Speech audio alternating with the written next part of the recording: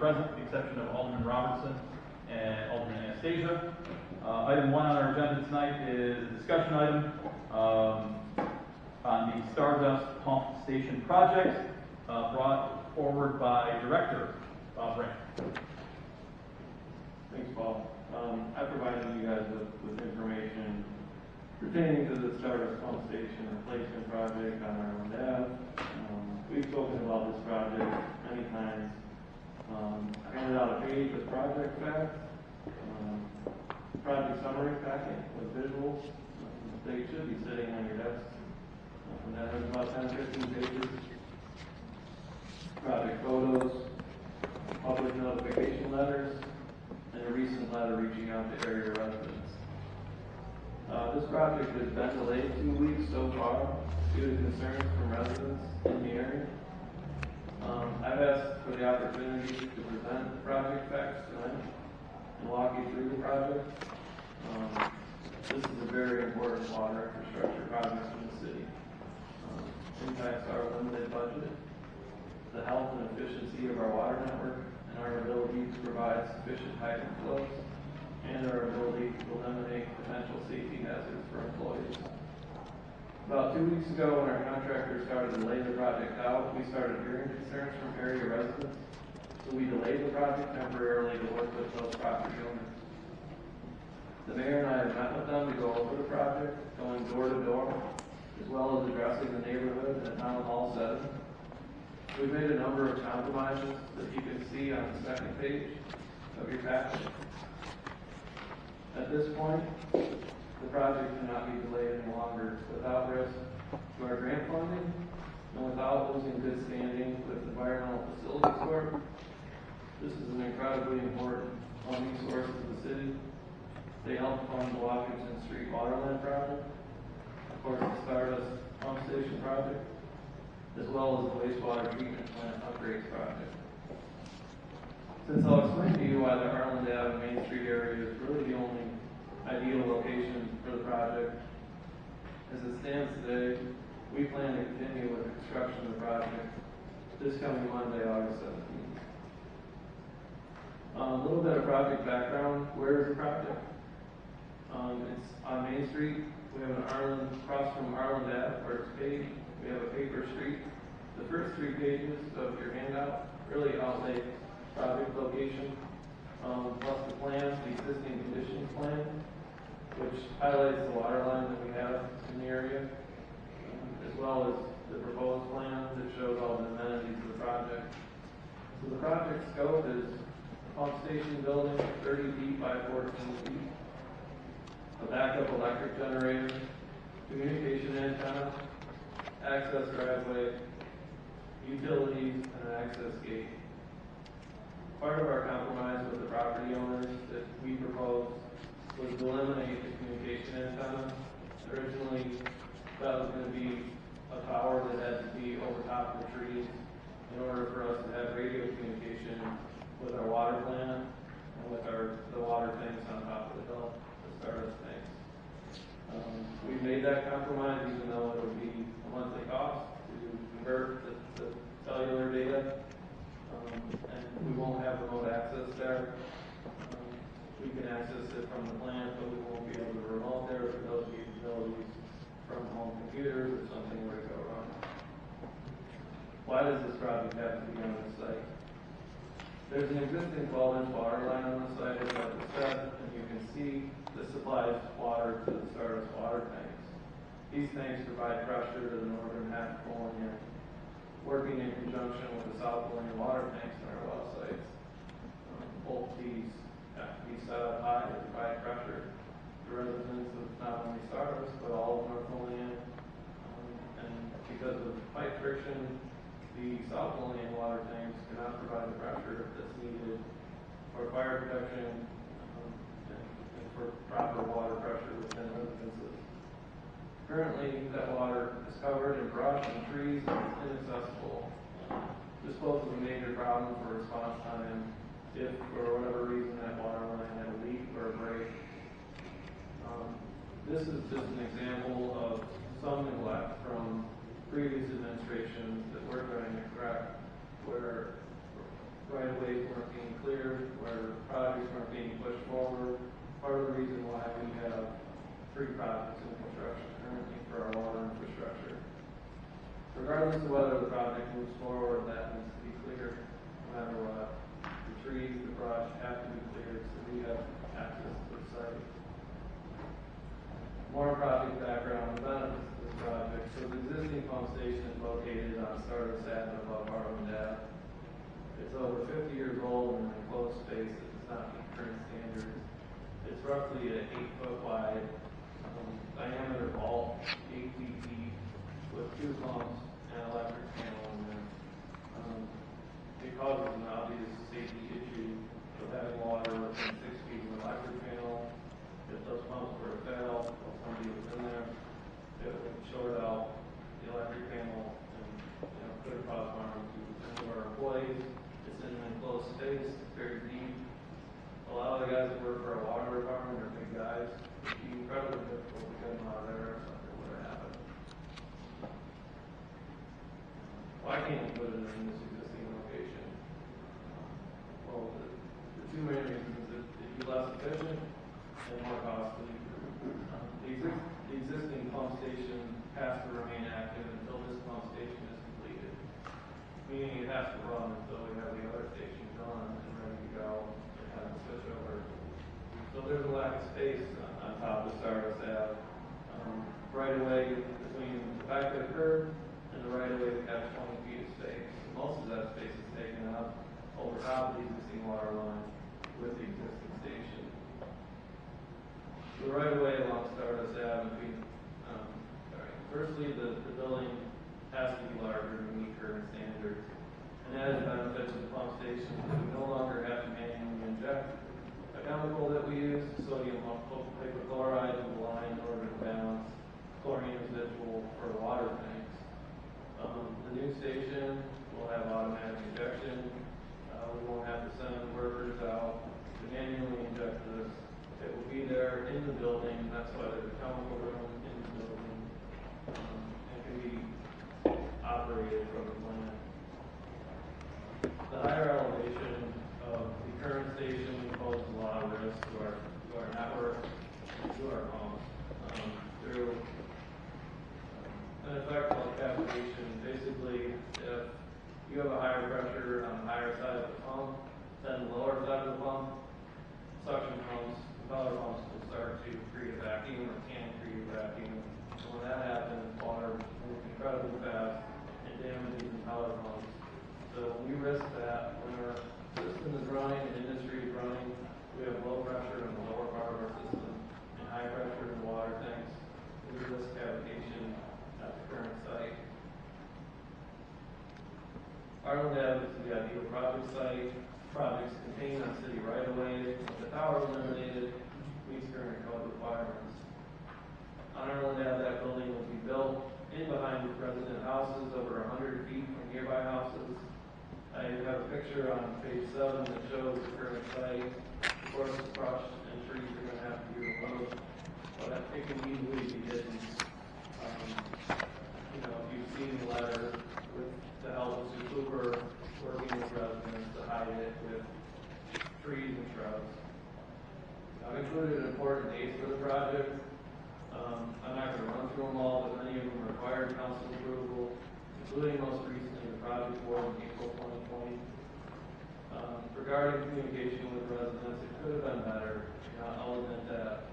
More comprehensive, but the lower dates of communication with neighboring property owners and with Alderman Witt, going back as far as 2017, 2 months after I started working here, and we get notified of the April 2020, 4 out of the 5 neighboring property owners who acquired an easement from one of the neighboring property owners. Project funding, total project cost is $689,000. EFC is contributing 60% of that project cost, and we're contributing an additional 40%. Like I said, they help fund this project, the sewer project in Washington Street. We annually ask for funding from them. We want to stay in good standing with them by keeping the projects on schedule. They check up on us. We constantly have to stay in communication with them. they ask us how things are going. We want to stay in good standing. At this point in the approval process, we're in a use it or lose it scenario as far as even considering a redesign, which I just explained really isn't practical anyways. Can you talk, I'm sorry, do you mind if I ask a question? Yeah. Can you talk about the timelines for EFC? Timeline? Yeah, like you say, we're in a use it or lose it situation. So what's the date we need to be included? Are you saying if we don't break ground by Monday, August 17th, we're going to lose the grant money? I'm not saying by like Monday, August 17th, but we've been delayed already by COVID. Right. Now again, 2 weeks. We need to deliver projects. We need to make projects easier to complete as opposed to harder to complete. But as we lay out a project schedule with them, and they expect us to stick to it, work hard every day trying to keep projects on schedule, communicating between funding agencies, between our consultants who are working with council and getting our approval and with residents. Sorry, continue on. Some of the concerns from residents were related to drainage issues. I don't blame them for having concerns with drainage. They live at the bottom of a large hill. I'm mainly going to address concerns with our site. There are a lot of existing problems out there. I think it's for future discussion because I'm hoping we can get this project back on track. I think there's a shared responsibility out there when it comes to drainage. We don't particularly own any land. And I lay a lot of it out on pages 9 to 15. You can see where our streets drain and where they go through ditches and potential problems, potential problems, potential solutions. But, it's going to take multiple facets to stop water coming down a very steep hill, starting with perhaps code enforcement changes, closing storm sewers that should cost significant amount of money. But as far as our project is concerned, the precipitation, from the disturbed area of the site will be contained with by drainage ditches and directed toward the storm sewer. That's just engineering 101. Anytime you build a site, even if you build a house, essentially that's what we're doing. Again, we're not violating any code enforcement. You can't affect 3 acres drainage, right?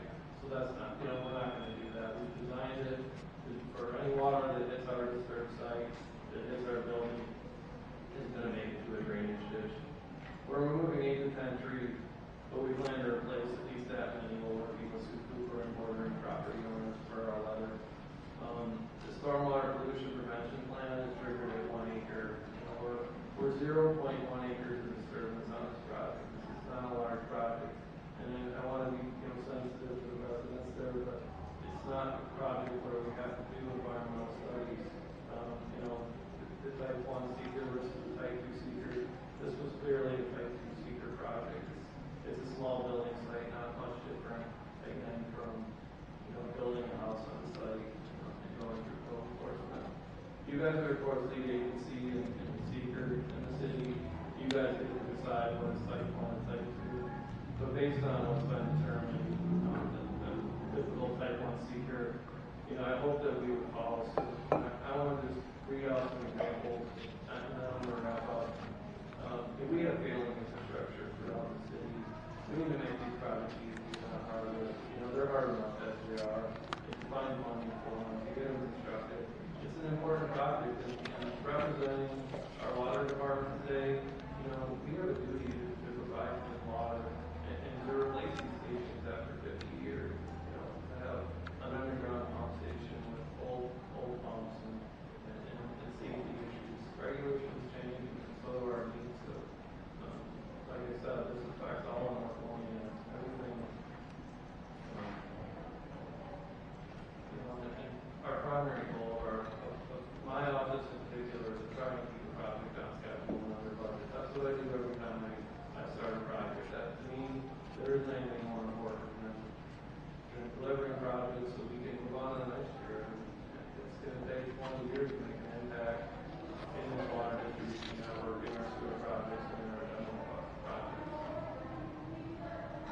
I'm just going to read out the type 1 actions. This is the last thing I is from DEC website. These were determined, these 100% are type 1 actions.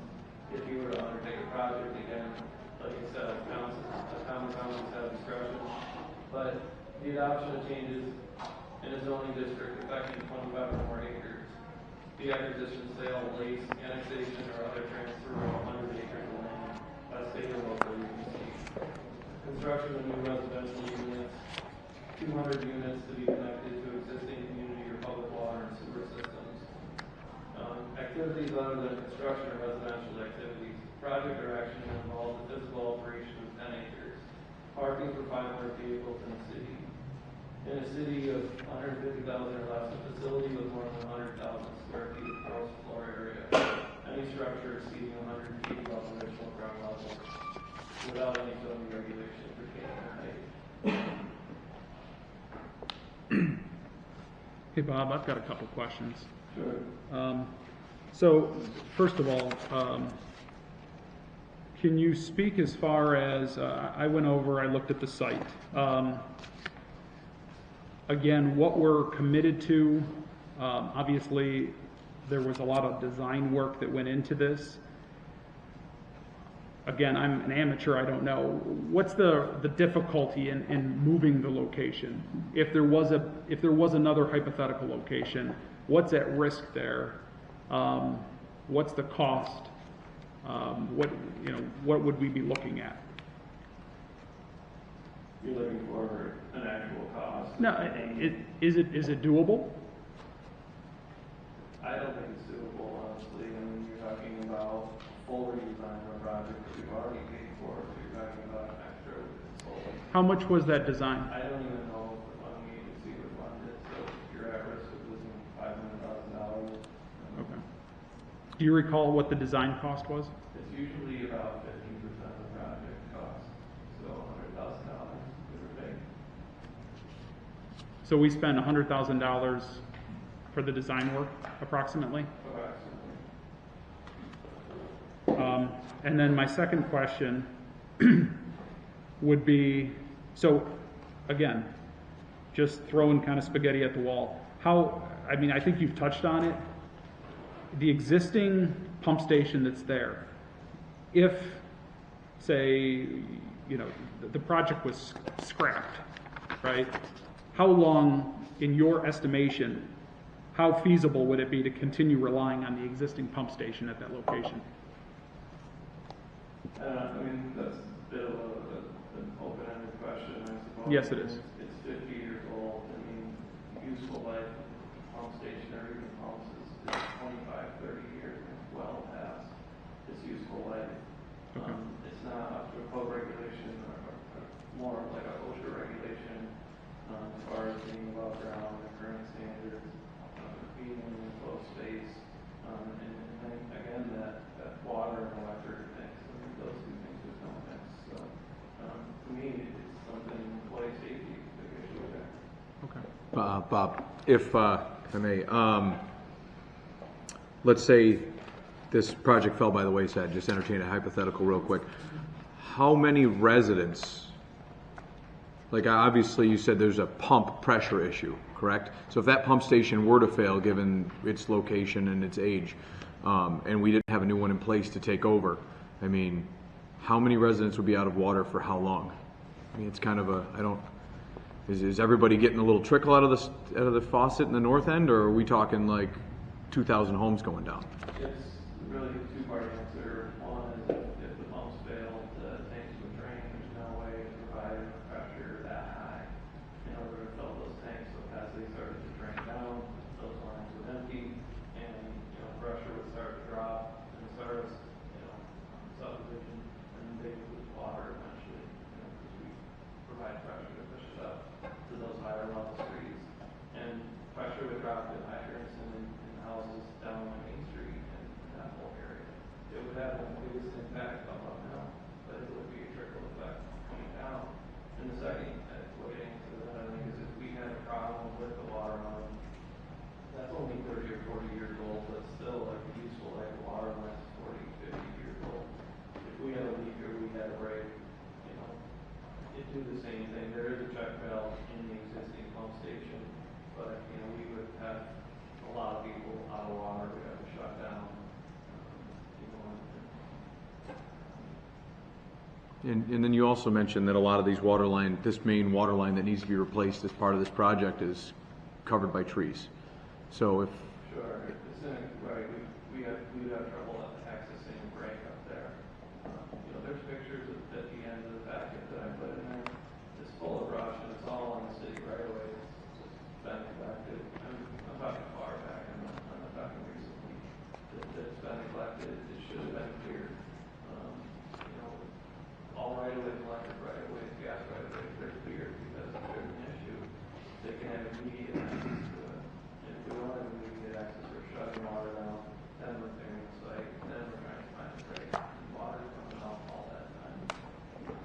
Can I ask a question? It's nice that we finally got this. We haven't received this before. I took Alderman Crawford over to show him the site, and I talked to a couple other aldermen.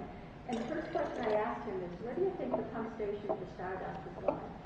And your answer was Stardust, because it's never been Main Street. It's never been anything but Stardust pump station. And quite frankly, I sat in this room for many years, and this project has been kind of hit and miss since the get-go. It hasn't been clear. And I realize this is your first solo project. You and Hunt made the design, so I get that. I think the frustration on my residents, which some of them are here tonight, is that they were informed. And Judy Lee Sudo was the one that called me I got this letter about the Arlen right away, which I understand, that's our property, no problem there. But I do have a couple questions. For instance, now that we're taking away the antenna, the 80-foot tower, should we still have to take as many trees down? Because we're not going to the left so much. I mean, we're supposed to be the tree city, and this is a beautiful neighborhood. It's a quiet neighborhood, and we're going to destroy part of it. So I guess that's a valid question. The other question I have, and I understand the point you made about there's a time commitment to get to. But I think with all that put together, with the lack of information over the last couple of years, particularly this year, and the lack of communication with the residents, I think you and the mayor and the rest of us can understand why people are mad about this, including myself. When we went over and we walked the project, anyone that lives on Main Street has a drainage issue. We've already been through that. We know that's not necessarily the city's fault. They made a commitment years ago and they didn't keep it. I think when the Stardust project, the whole development up there, the person that designed it, the person that basically left drainage up in the air, and I realized the city took over the streets, so that helped. I think, it's probably been 50, 60 years since they did that. They didn't do anybody on Main Street any favors. So that just added to this whole debacle. But I just think that we, as council members and as department heads, this information should have come to us long before now. Like I said, this is the first time I'm sure any of us have looked at any of this. I've asked you these things, so I have looked at them before. But I think that it could have been handled differently, and I still think that there's some issues we have to clear up. And I think that, these folks literally have been dumped on for years, and they feel like they're getting dumped on again. So that's why they're here tonight, and when it comes to public comment, they'll share some of those concerns. And I think the other concern that I've been hearing is about the generator. First, one individual told us it was going to be tested once a week for 20 minutes. You told us it was going to be monthly for so long. Then we went to, it's not noisy.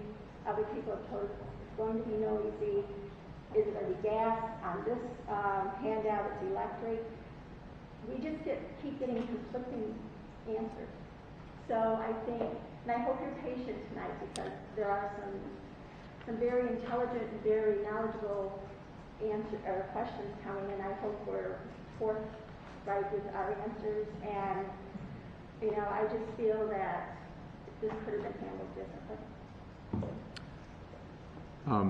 If I can interrupt, I was on the council when we started this project based on these dates, and I remember Bob giving us a presentation on all of this.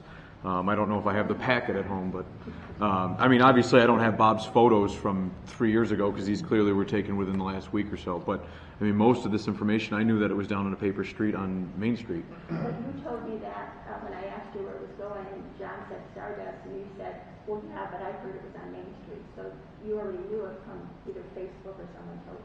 No, I knew it from these meetings. I said it was on Main Say Street. that. Yes, I did. Yes, I did. So regardless, Linda, if you could name out all those questions you had for Bob, because I'd actually like to hear his answers on them. I can listen. I have no problem doing The that. first answer is with the brush. I mean, we're going to be sensitive to taking down brush and trees as best we possibly can. I've talked to the contractor about that. So the tower not being there helps a little bit because that was a big pad and it was close to their property line. We're 10 feet from their property line now. So I think it does help. And again, I looked at the picture. I think it was on page 7 with enough brush and trees back in the way. There's not a lot of view up there. If you're looking up a hill, you don't need as much height in your brush to hide something like that. So I think that'll be positive. You know, your comments on the subdivision above, you know, that subdivision predates Seeker. It predates our code enforcement office, and we talked about that. You know, I mean, that's why I like issues like this come up, and you know, we can have discussions about maybe tackling some of those issues. But this particular site isn't doing what that subdivision is doing. That's a huge subdivision. This is a small project. Thanks. Is there any questions? You know, the notification letters, yes, we could have done better. We will be better. You know, there was notification as our own ad back in 2017. I do admit that I don't think anybody anticipated this reaction, but you know, we have 4 projects going on. We notified. You know, I meet often with business owners on multiple things too. Washington Street, we have a lot of issues with. In our fluoridation project, there's not a lot of residents there, but you know, we pride ourselves on notification. Help us property owners could definitely notify earlier. I just have a comment, I guess.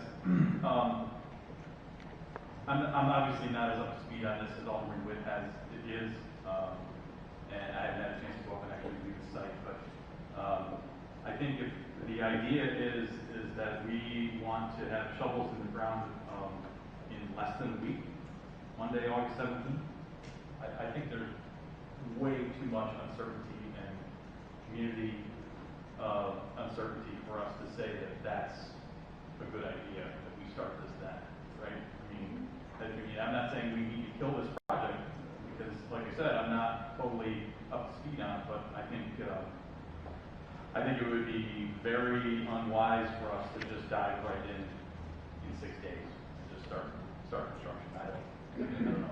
And you know, we talk about staying in good standing with EFC.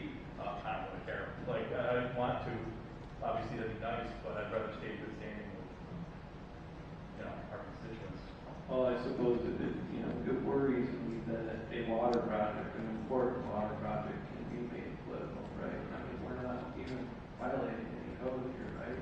If I own that property and I wanted to build on it, I could, and I understand, public service, I've done this for 20 years, but there's a major concern with shutting down a project for political reasons, especially utility projects. I would like to say this isn't a political reason. Yeah, I would argue against political. Yeah, okay. And the other thing that hasn't been brought up yet is there's 2 property owners that have land up there that if we put this access road up, is it going to be paved or gravel? It's paved up to the gate and then it's gravel. And then it's gravel, okay. We were unclear about that. But the 2 property owners, their property behind their existing properties will be landlocked. Are they going to be, at some point, how are they going to get to that property? I mean, the example came up when we met with you guys.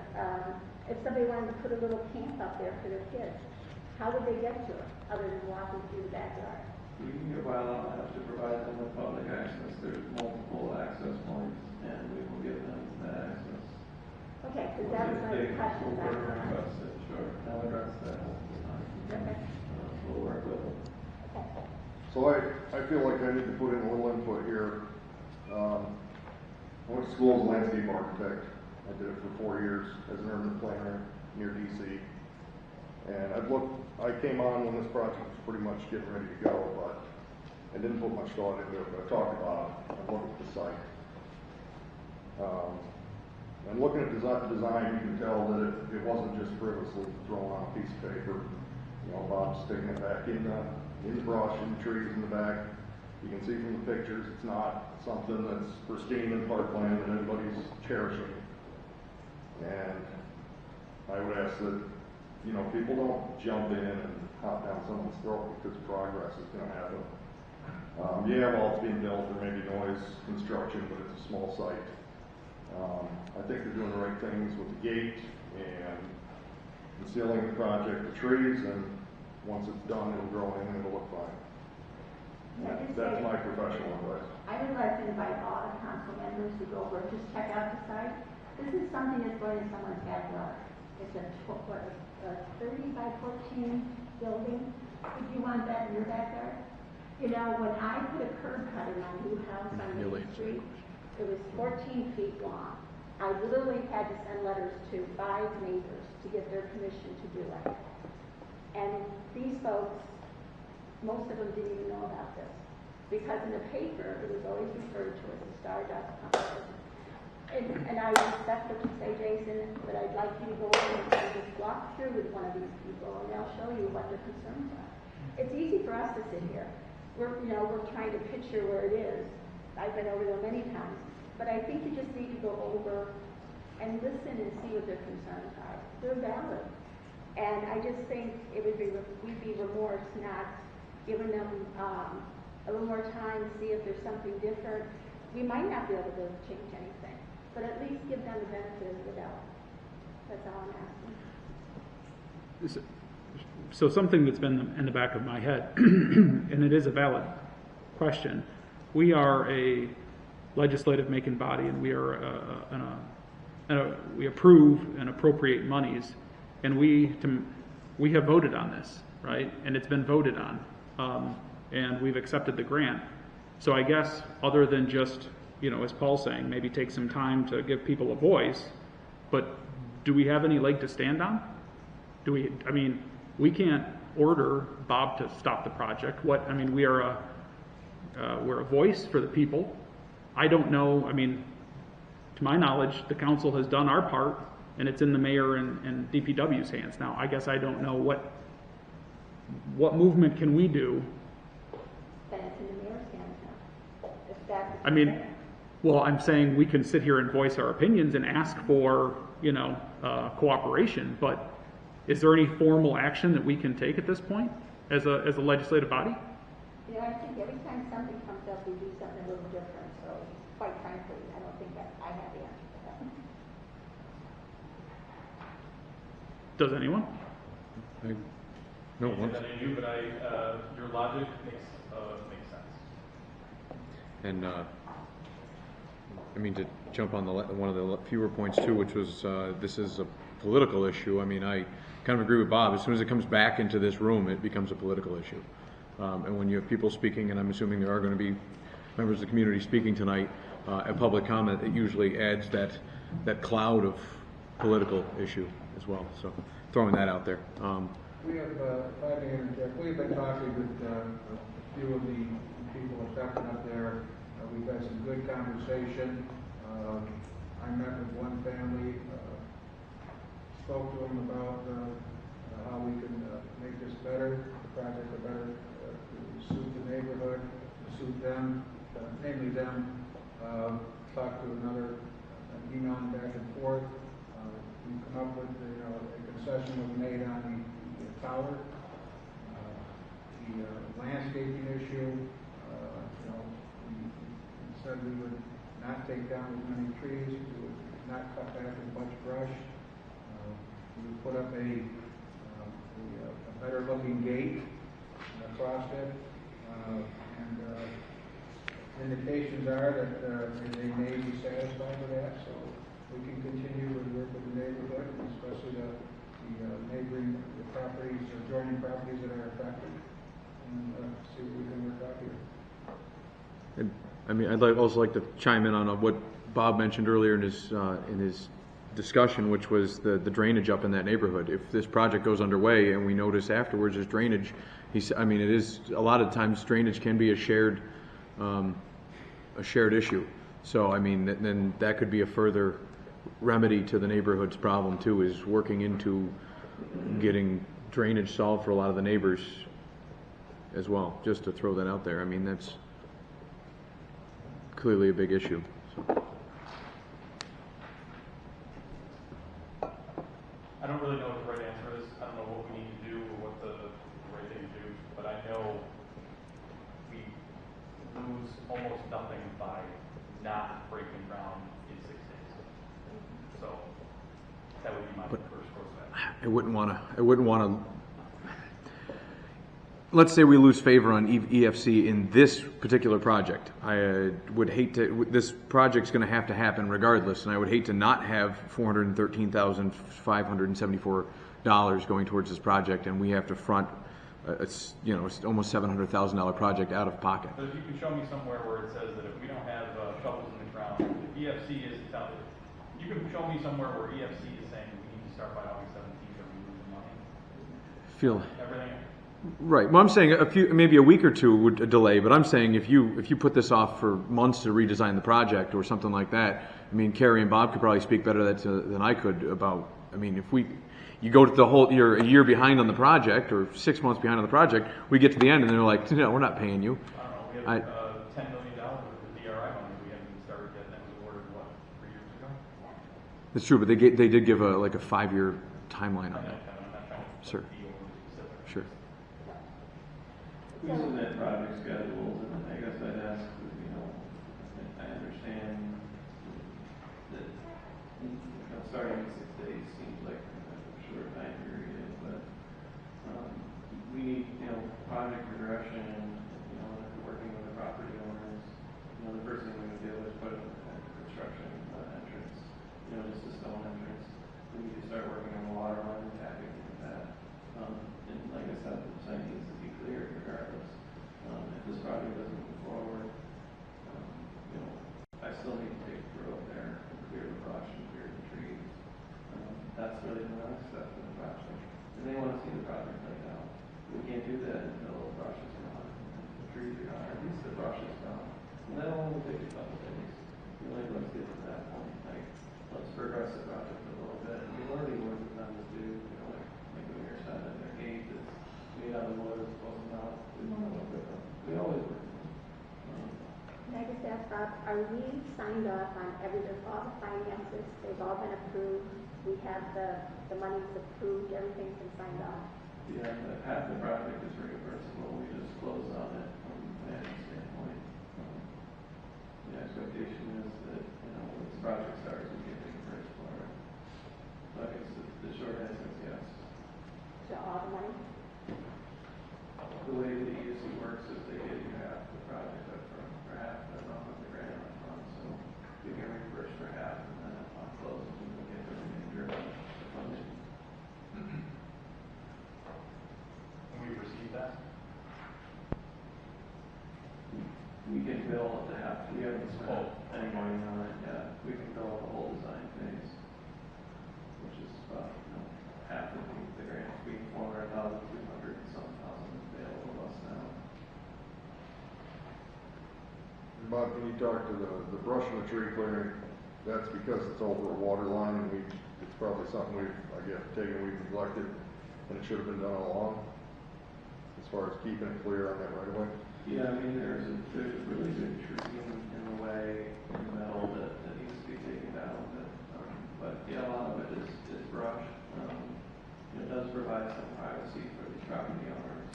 But, when I design projects, when I design parking lot projects, or any of our beautification projects, we always include trees for privacy, for whether it's headlights, and we won't be there at night, but, we can make the project fit in the residential setting as best we can, right? We've offered fencing, we've offered shrubs, and that'll come to fruition as the project moves along. But we have a very short construction season remaining. We have to have the building built so we can do the indoor work in November, December.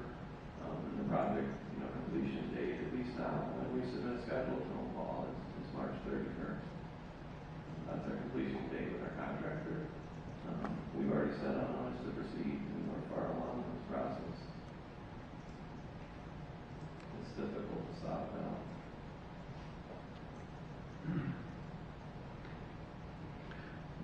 Anyone have any other comments or questions?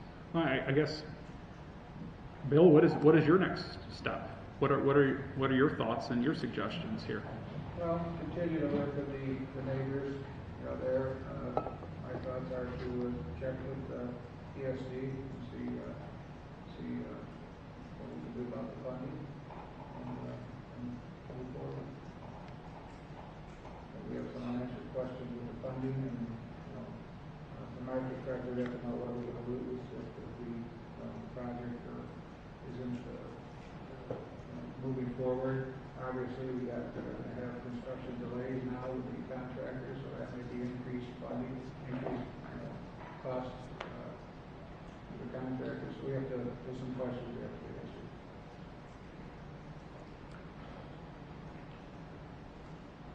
Okay, thank you, Bill. So just so everyone's aware too, this I know there's a lot of people here for this topic. They want to have their voices heard and make a comment that will be made available to you in our next meeting, which should be shortly. The public comment section. We have 5 minutes to talk. I'd ask you to just hang out till then. So, okay. Anything else on the Stardust pump station project? Okay, seeing none, I'll move on to item 2, which is discussion regarding a resolution that's on committee on regular meeting tonight, establishing an equity inclusion committee in the city of Olean. So everyone did receive a committee structure, mission, and some bullet points on how this committee, how I feel this committee should be set up. Kind of based on some of the feedback I've got from the council, from our meetings, from the public, and I basically kind of wanted to just talk to you guys about it, get any feedback from you, and see where we're at. Some important things to remember. John Crawford made a good point. This is not a voting committee per se, that they review policies, they review procedures, practices, etc. Then they make recommendations to the mayor and to the council. The committee is appointed by the mayor. It is a mayoral advisory committee. I just threw on there that it would meet 12 times a year. And I did put something that I don't think we really ever have in any committees here, which is committee alternates. So basically, if someone can't attend, that way they continually have participation from the committee. Let's see, what else? Another point on it, now it just is gone. I had a question for you, Yeah, Paul. And I forgot to send this out in an email. The city employees, they're not elected. Does that also include the non-appointed as well, correct? So like... I guess that's a good question. You mean appointed like a mayoral appointment? Correct. I wouldn't say that they would be excluded. I would say that people who are, a city employee, i.e. not another alderman. Yeah, sure. Or the mayor or whoever. Right, correct, yeah. Or, city court judge considered a city employee. I don't know, but you know what I mean. Right. No, I wanted to get some clarity on that. Yeah. So it could be somebody, in the parks department, somebody in the clerk's office, or whatever, right? It would be an actual city employee. correct. Okay. So. Like, I think this is a good outline for, it's simple. It has a simple structure to it, but it has the 3 underlying mission statements and mission points, And again, Alderman Robinson isn't here tonight, but I appreciated what he offered in that the best committees are the ones that essentially are able to kind of initiate their own directive, right? So you get these members appointed and let them kind of steer their own course and create their own kind of rules and responsibilities. So I think there's that open-endedness that's. That was the point I was going to make, and it just flew right on my head. Sorry. Yeah, their first, thank you, Bill. Their first, I think once this committee is appointed and their first meeting or meetings, they should be establishing what they do. Right. And I think that was a great point you made, and that Alderman Robinson made, that, let them kind of self-guide, right? We give them the tools and let them run. So. Any other questions or comments? Does anybody have any issues with any of the structure that I've been provided? I want to make sure there's any. This looks good, Paul. The only other thing I would add is just I would maybe add the word at minimum 12 times a year. Yeah, so this way they can I'm add. fine with that too. And so the only thing really in the resolution per se are the 3 bullet points. The committee members or whatever, that's more just for guidance for the mayor and for the committees initially, but then that would go along with the, figure out their own mission. Sure. How many times do we need you? That kind of thing. So. Cool. Yeah. Yeah, this is a resolution for tonight, or is forthcoming. This is not a resolution tonight. Yeah. Awesome. So well, you've got my support. What's that? You've got my support. Okay. Once it passes tonight, then it goes to the mayor, where he will convene with the candidates that have applied, and we will get the positions filled, and we will set up the first meeting. Bill, does that sound? Yeah, we have until, I already put out that we have until the 15th, people to get their interest to get on the committee, and so.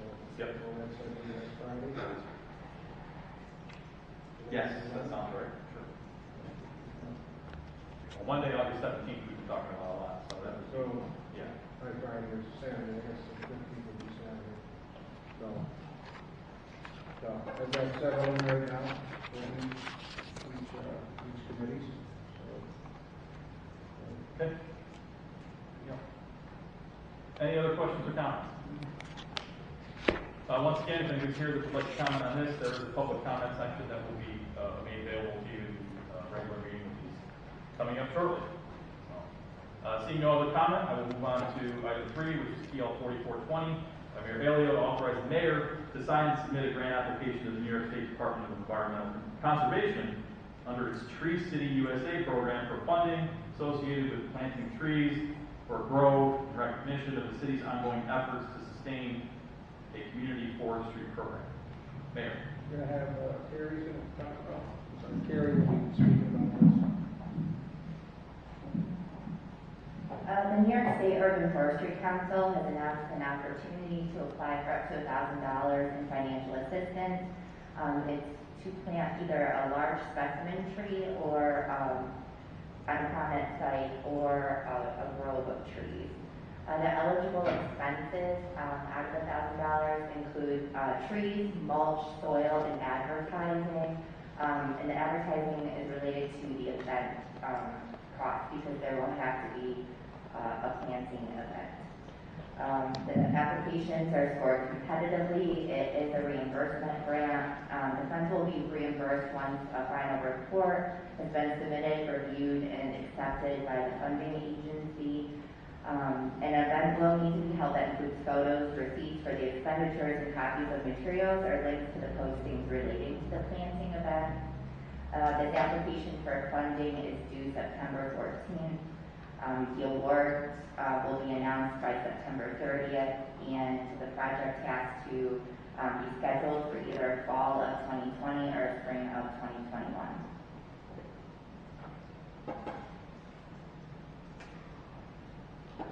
Any questions for yes? Yeah, Carrie, can the folks on Main Street put in an application just in case they don't get the trees they want? I think they would have to apply through some or something like that.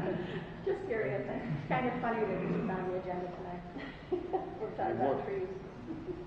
What is there a place in the city that this is picked out? Where will this take place, or we don't have that? The funding application describes a prominent site accessible to the public. I still haven't had an opportunity to sit down and discuss with the mayor or DPW director or the city forester. This was just, I believe, announced to us on Monday. Or no, I'm sorry, it's Friday. Last Friday, for us to get the PL and resolution in on time. So I apologize, I haven't had a chance to meet with them yet to discuss that, to present.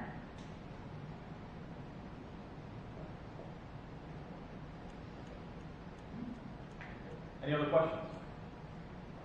Okay, seeing none, would someone like to sponsor? Sponsored by Alderman Witt, do I have a second? I'll second. Seconded by Alderman Doherty, all in favor? Aye. Aye, any opposed? Okay, 4420 is approved and will be referred to tonight's regular meeting, correct?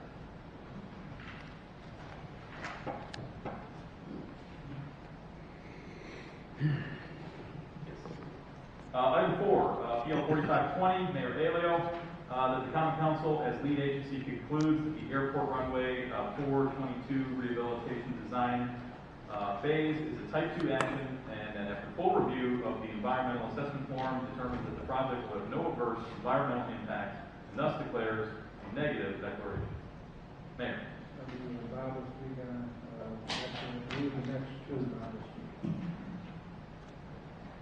We submitted 2 seekers for FAA and New York State DOT projects. If you remember, FAA funds 90% of the projects, but the state funds the other 5. So the state is asking us to do a seeker just for the design phase of these 2 projects. It's kind of a unique situation between the state and FAA because FAA requires 1 year for you to do a design project. And then a full year later to do a construction project. So these are just design seekers that fall under Type 2, for negative declaration. And then there'll be a seeker for the construction project that will evaluate both projects or pavement replacement projects. Okay. Any questions? Questions or comments?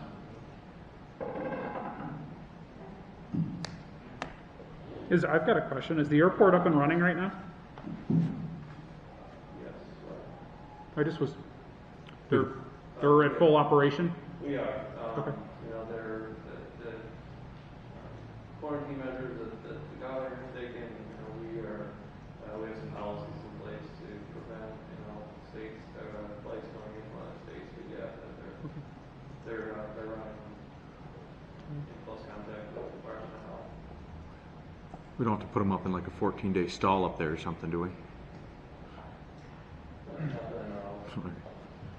So John, I know, you tend to want to look away from the airport as far as its funding and what it costs us to have it.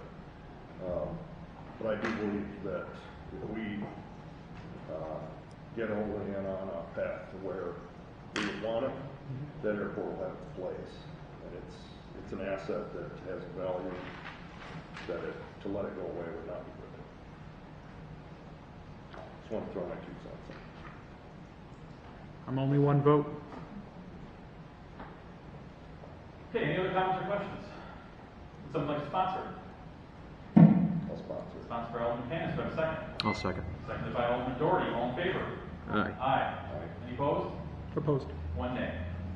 Motion carries. PL 4520 will be approved and will be referred to tonight's regular meeting.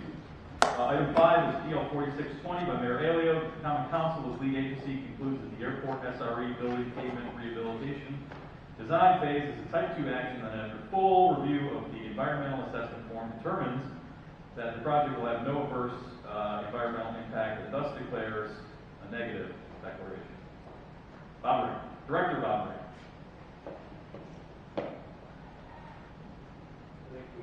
Yeah, I know. I was just throwing that out there too, in case you wanted to. Any comments or questions on this one? Yes, Alderman Witt. Who does the review for the Type 2? It's not the BBC, who does the That's a question for Director Bob, right? I don't know. I prepare this one for the council, and then, I present to the council, and then council president signs off on it, as well as my, So it's just you. And Okay, and the thanks. council. That's just the resolution.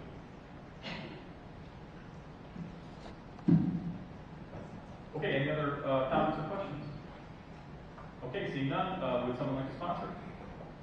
I'll sponsor. Sponsored by Alderman Tanis. Do I have a second? second. Seconded by Alderman Doherty. All in favor? Aye. Any opposed? Nay. One nay. PL 46 is approved and will be referred to tonight's regular meeting. I will make a motion to adjourn. Do I have a second? Second. Seconded by Alderman Crawford. All in favor? Aye. Aye. Any opposed? Yes. Yeah.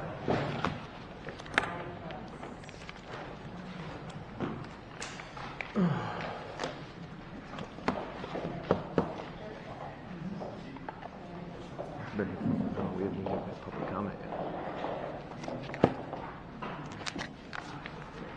What a day.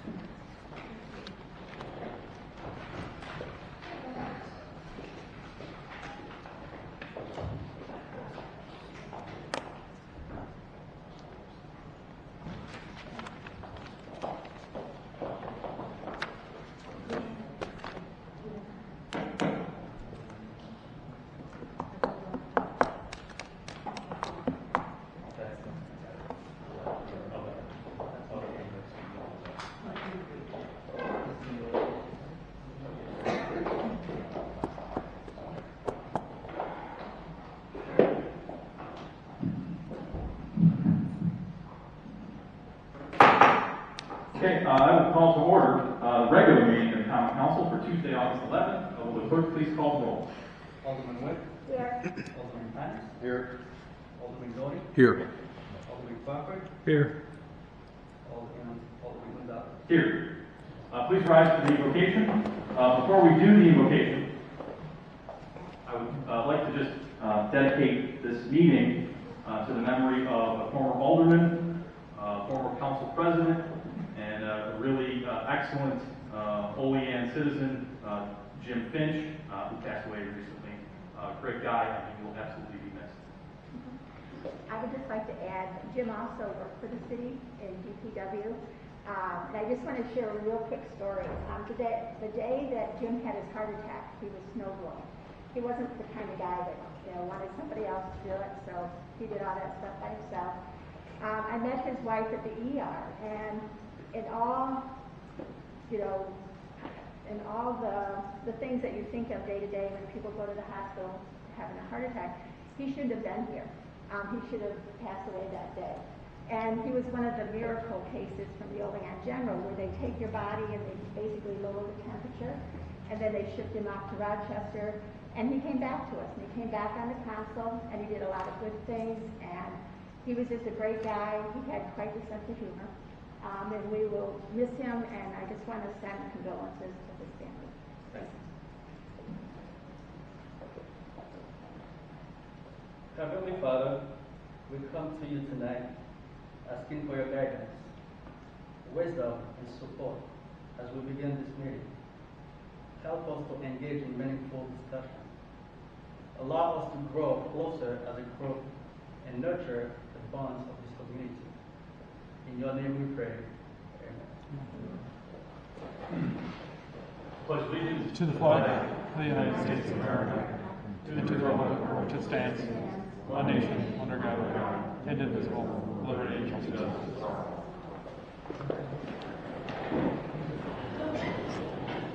Reading and correcting approval of the minutes of the previous regular meeting. The regular meeting of the Olean County Council was held on Thursday, July 20, 2020 at 7:45 p.m. Present, Alderman Gonzalez, Alderman Wick, Alderman Panis, Alderman Doughty, Alderman Crawford, and Alderman Anastasia. Okay, I will make a motion to approve the minutes of the previous regular meeting. Would someone like a second? Second. Second by Alderman Witt. All in favor? Aye. Aye. Any opposed? Okay, minutes are approved. Committee reports and unfinished council business.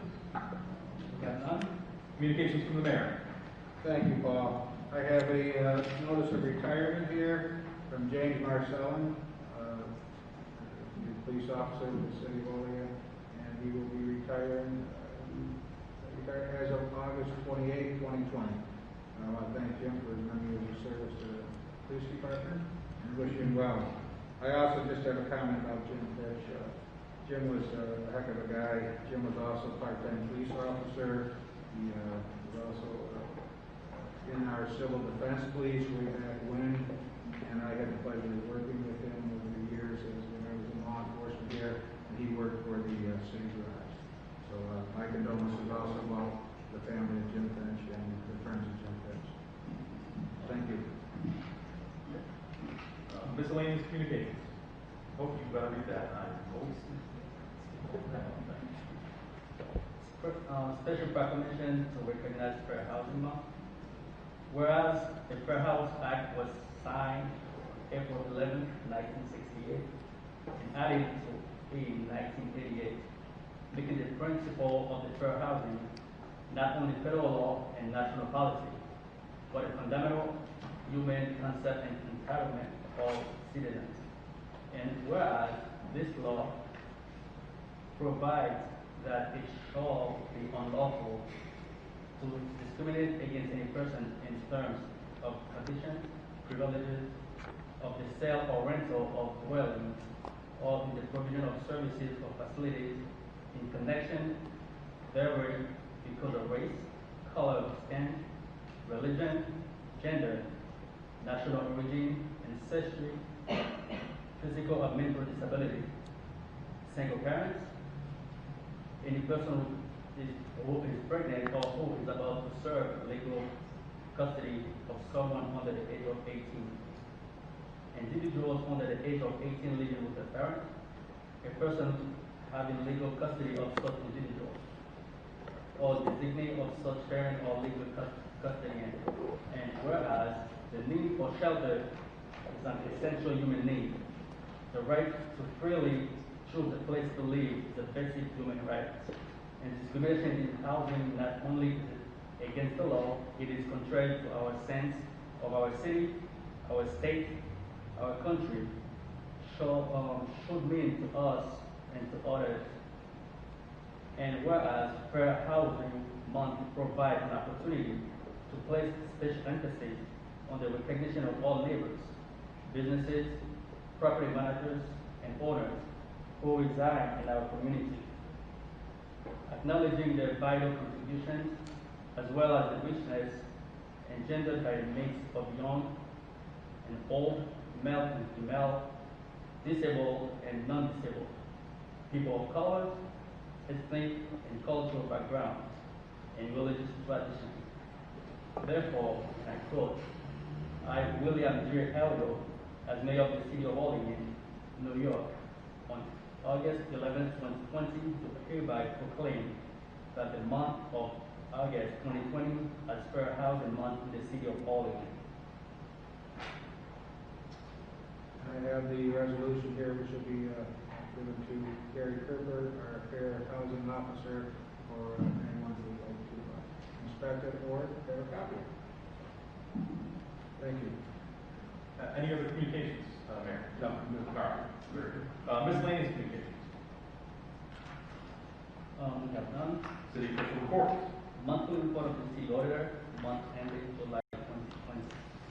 Proposed legislations and referrals. PL 43-20 by Mayor Aiello, referred to Committee of the Whole Tuesday, August 25th, 2020 by Council President. PL 44-20 by Mayor Aiello, referred to Committee of the Whole Tuesday, August 11th, 2020 by Council President. PL 45-20 by Mayor Aiello, referred to Committee of the Whole Tuesday, August 11th, 2020 by Council President. PL 46-20 by Mayor Aiello, referred to Committee of the Whole Tuesday, August 11th, 2020 by Council President. I actually do have one additional PL for referral. It's PL 4720. Shouldn't be on anyone's agenda, but it's PL 4720 by Alderman Doherty to amend the City of Olean Code of Ordinances, Section 5.1. Subsection 4 prohibits roosters and to cap the number of chickens to be kept per premises to 12, referred to the Strategic Planning Committee by the Council President. Okay, so now that that is done, we will go into the public comment section. Before we do, I'd like to first offer an opportunity if anyone on the council would like to make a public comment. Please do so at this time. Alderman Crawford. Thank you, Paul. So, like the rest of you, I want to offer condolences to the former alderman of my ward, Ward 5, Jim Finch, his family, Gloria, his daughter and son-in-law live in my ward as well. And what's interesting, so Jim had a great sense of humor. And when I first decided to run for alderman 4 years ago, and I went up and introduced myself to Jim and his wife on Henley Street, he said, you know, you're kind of relatively young. You sure you want to get into this? And from then there forward, we formed a good bond and a mentorship, a friendship. I called him on a number of occasions, and he was always willing to give his advice. And even in his retirement years, the fact that he still helped with rebuilding homes and painting homes, and would stop and talk to anyone, just a really passionate person about the city of Olean. And the one thing I took away from him, the one thing he shared with me, was about when representing at the city level, at the local level, not to let party politics get in the way. That at the end of the day, we're all working for the same goal. And so I hope he rests in peace, and again, blessings to his family. Thank you, Paul. Anyone else? Yeah, Paul. So I'm regretting never meeting Jim Finch, but from what I can hear, he's a heck of a guy, and I want to offer my condolences. But another tragedy happened over the weekend. Marianne Mccarthy, I don't know if anybody knows Marianne. She was a great member of the community who helped out at the library, who helped out at the Olean Theater Workshop, and she passed away over the weekend. So I also want to pass my condolences to her friends and family as well. Anyone else? Okay, seeing none, will the clerk please read the public comment statement? The public comment portion of the council regular meeting is established to provide members of the community with the opportunity to publicly state their views, voice their concerns, or to provide input pertaining to any issue affecting city government. Additionally, the mayor common council members, and city department heads, encouraging a person with questions to contact them, their offices. Okay, that being said, I will open the public comment section. If you'd like to make a public comment, please approach the podium, state your name and address, and you will have 5 minutes. Good evening. Hab Sungenis, 309 North 5th Street. It's appropriate that tonight we've been talking about housing and we've been talking about neighborhoods, because I'd like to introduce the council to my neighbor. Her name is Mickey. Mickey is, well, to avoid receiving grievous bodily harm from her, I would just say that she's a woman of certain years. She has lived on my block longer than almost anybody else there. She is the lifeblood of our neighborhood. She is a friendly face, a warm greeting. She is a chat partner. She is a surrogate aunt and grandmother to all the kids on my block, and she is the loyal dog mother of Jimmy and Kanji. And within a week, through no fault of her own, she is going to be homeless. Not because she couldn't pay her mortgage or pay her taxes, but because her absentee landlord didn't pay his taxes on her house or 79 others that are going up for sale. Yes, the city needs to crack down on delinquent taxes. We do need to reclaim properties. But the way things work now, with just turning everything over to the county treasurer, we're losing sight of one of the most important things. Yes, we do need tax rateables, but there's no one to live in those houses. What good are our neighborhoods? I do need to thank Senator George Borrello, who is doing everything he can to help with this situation. It's just unfortunately, all he can do is not much. What I think the city needs to do is we need to seriously look into, instead of just turning everything over to Little Valley, when there is an absentee landlord who is delinquent on taxes, consider foreclosing on the property ourselves for city taxes and turning those properties over to the housing department so we have tenants who are not losing their homes through no fault of their own. And it will also help with 2 other problems we have in the city. That is a lack of affordable housing, which we all know about, and homelessness. I was reading a program similar to what I am suggesting that helped cut down homelessness by 90% in one state, simply because the state started taking vacant houses and giving them to the homeless. And if you're curious, that state is the socialist workers' paradise of Utah. Not exactly a firebrand red state, firebrand blue state. It's not a political issue, it's a human rights issue. We may not be able to save Mickey's house, but maybe we can save someone else's house and save our neighborhoods in the future. Thank you. Okay, thank you. Anyone else? Good evening. Jason Opus, 808 Main Street, Vermillion. I'm also property owner at 121 East Garden Avenue, which is the property behind my house on Main Street. I would be probably resident number 5. The 4 of the 5 that got contacted, I would be the 5th that did not get contacted. Hence, I did contact, and we did meet with Alderman Rick, Mayor Aiello, and Mr. Bob Rain, on the 29th. That was after On July 23rd, 2020, my neighbor, Jane Walcott, called my wife Ann over to meet Bob Ring for the very first time. He handed her a paper and a project map that I guess we paid $150,000 for. That had all of the wrong property owners associated with those properties surrounding East Arlington.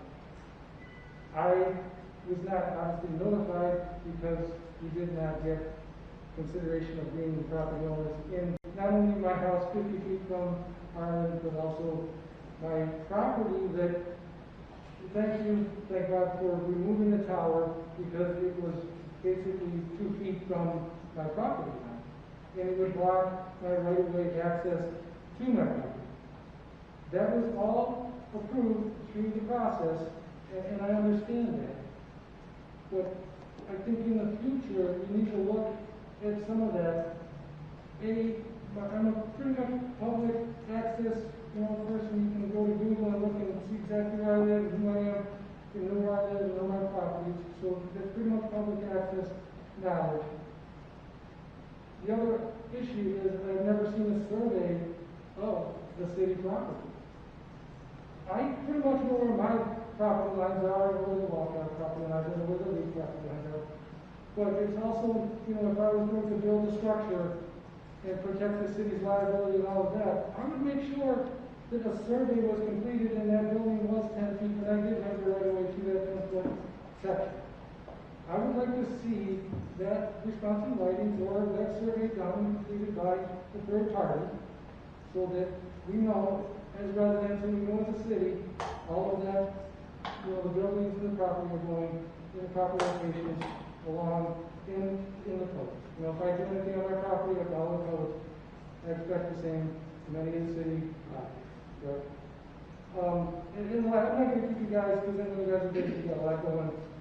We haven't heard anything about the decibel level of the generator, what noise will make, the pump will make, what contributions have been. I know it's a 50 kilowatt generator or whatever, but there's no sound barriers or anything like that. And then obviously the drainage is always an issue in the Liberty Hill. I understand that I spent a lot of money on it.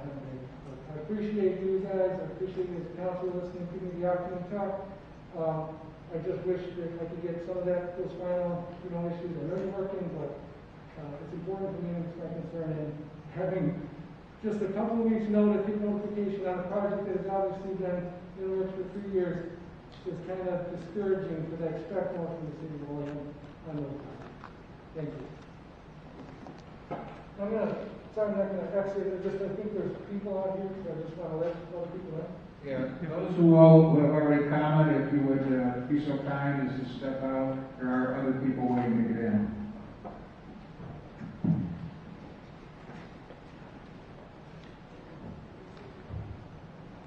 Next up. Good evening. My name is Joe Walcott, 806 Main Street. Now, I need to preface my prepared statement by saying that it was written before we were given some of these documents for the first time. So there are a couple things that I have omitted that are no longer immediately relevant to the proceedings here. But I'll just to move it along quickly, I'll read the statement that I prepared, but then additionally hopefully address a couple of things that I've observed tonight. So, first of all, thanks to the council members, Mayor Aiello, any other public servants that are present tonight. I, along with my family and neighbors, appeal to the objectivity and, most importantly, the foundational decency of the council members. Our collective points of contention with the Stardust project are as follows: an absence of sufficient communication, the potential environmental degradation, the likelihood of decreased property value, and the uncertainty related to short and long-term effects associated with the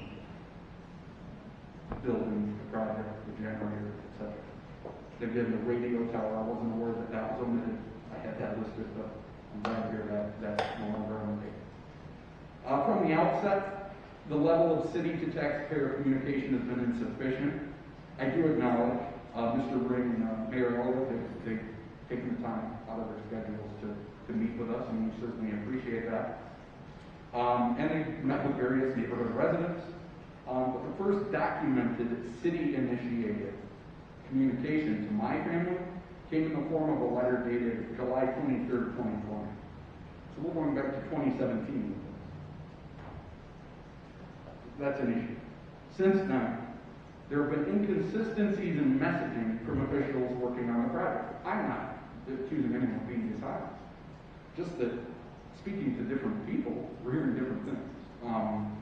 Be it the contractor, Mr. and Mayor Aiello, just there have been certain inconsistencies that and some of those things have been addressed and acknowledged. And now, not even a month's time from our first interaction with city officials, the project is scheduled to begin without the distribution, project maps with correct property ownership label. That's one of the things that has been running tonight.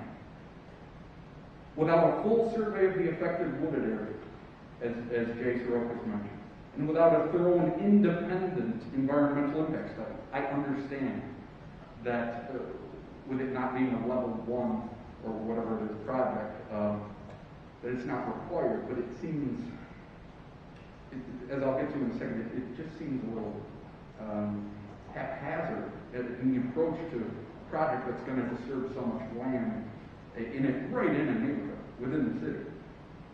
Another concern lies with the possibility of environmental deterioration associated with the proposed pump station. As I was just saying, the project leader certainly has a vested interest in its swift completion. There's a lot of money at stake, I understand that. But he conducted his own environmental evaluation. I understand he's within his rights in doing that. But does that make it correct? It seems a little bit like a conflict of interest. The same person who has an incentive to see, we all appreciate the public works and we couldn't have a city without them. But to not have an independent third party do that evaluation, environmental evaluation, feels a little off to me.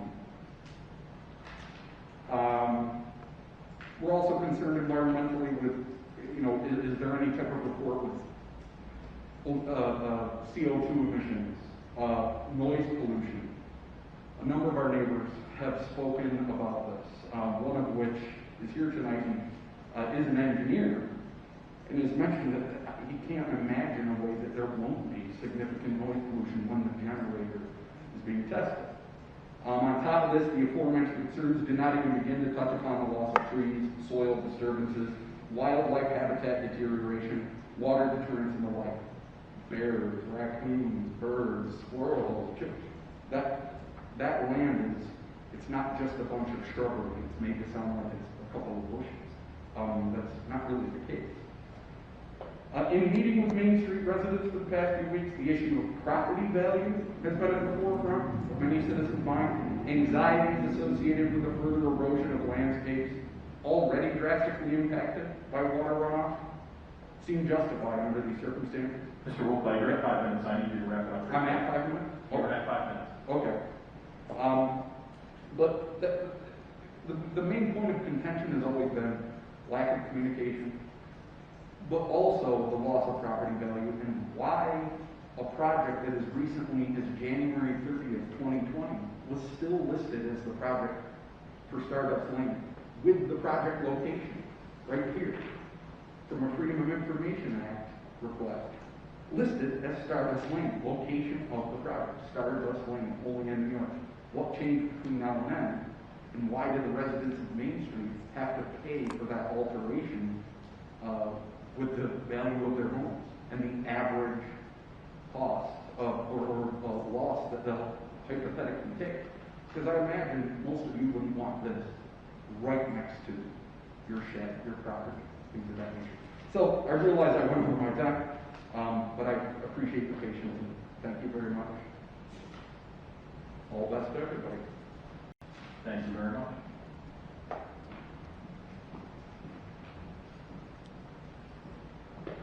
I'm Jim Sorokas, 805 Main Street. I'm the engineer that they mentioned, that Joe mentioned some years ago. I'm pretty familiar with sound attenuation, and the work that I do at Siemens Energy now. One of the things I did was look at the plans for the building, and I didn't see anything in the plans for the building that would really constitute sound attenuation surrounding either the pump or the generator. And that would be a pretty easy thing for you to add to the building. One of the things you have to consider is that the current pump, as you mentioned, is buried underground. What a great sound attenuation system. The new one is now going to be in a building above ground, which makes it much easier to transmit the sound through the walls of the building and to the surrounding neighborhood. So if it was me, and I was really looking to make the neighbors happy, especially since I've been there almost 4 years, and just a little shy of 4 years in that neighborhood, it's a pretty quiet neighborhood. But now we're going to have a generator starting once a week at a time we really haven't heard about. And we're going to have a above ground in a building pump making the kind of noise that I know pumps make. So I guess I'm looking for some assurances that this is going to be as quiet as it can possibly be made. And right now I don't feel like I've got that assurance. Thank you for your time. Thank you, Mr. Soroka. Anyone else?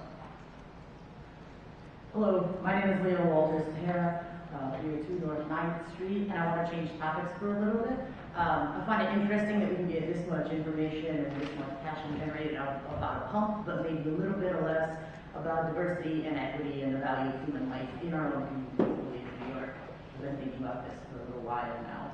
Mr. Panis, I am just so pleased to see you here today because of the 5 meetings so far that we've discussed the Diversity and Equity Committee and the issues of racial equality in Oland. You haven't been able to show up. So glad you're here for comment on this one. They left me out on my own to speak tonight, and so I'm not pulling back any thoughts that I've had for a while. I'm concerned deeply about the current proposal for the Diversity and Equity Committee because we haven't been provided with any structure of it. We've had assurances from Paul that this was going to be a resolution with teeth, yet I can't find anywhere that we've been made known, that the structure of the committee has been made known. I looked through all the paperwork, I looked through all the news articles that I could find. So either it wasn't published or it was published in a very covert manner. We've asked repeatedly that this be a priority for our city, and we've talked to people from all sorts of political parties, and we've been given all sorts of political assurances. And I don't care what your color is, at the end of the day, you need to stand up for human rights, and there needs to be some clarity, and there needs to be some decisive action taken. We keep giving the keys of the car to the mayor. That's fantastic. We actually designed a proposal that would not put him under undue stress, but would actually instead spread out the burden for equity and inclusion amongst our committee. And you yet again abdicated your responsibility as council president and put it back in his hands. I respect you as a person. I respect you guys for taking this office. This is a lot that you guys do for a little bit of money, but if you're here, we need you to be at the table. We don't need Mayor Aiello to make one more decision. We need a community to come together and say, we value human life, we value diversity, and we value equity. And if you want that, you gotta put it out there. You can't just say you're gonna do it, you have to put it out there. I've been looking for these things for weeks and weeks.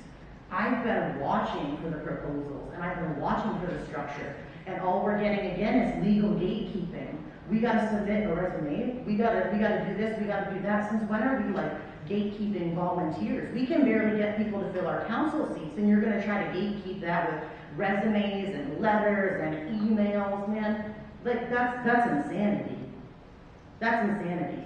I have had the privilege of growing up in a white household where I had a parent who went to college.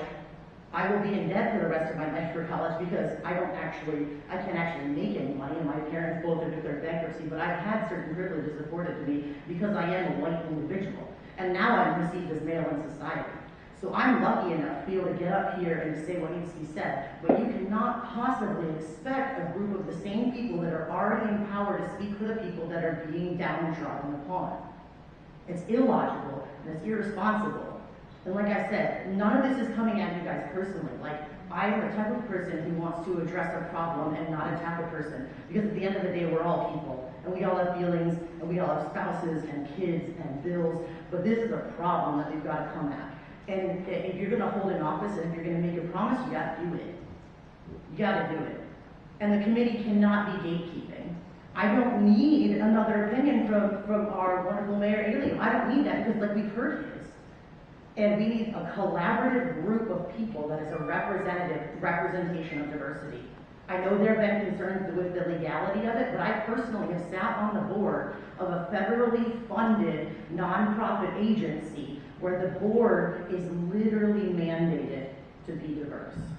The members of that agency are either members of specific minority communities or people who professionally work within those minority communities. And that's a passion of that agency, and that's why it's been going for over 50 years, and it's a federally funded agency.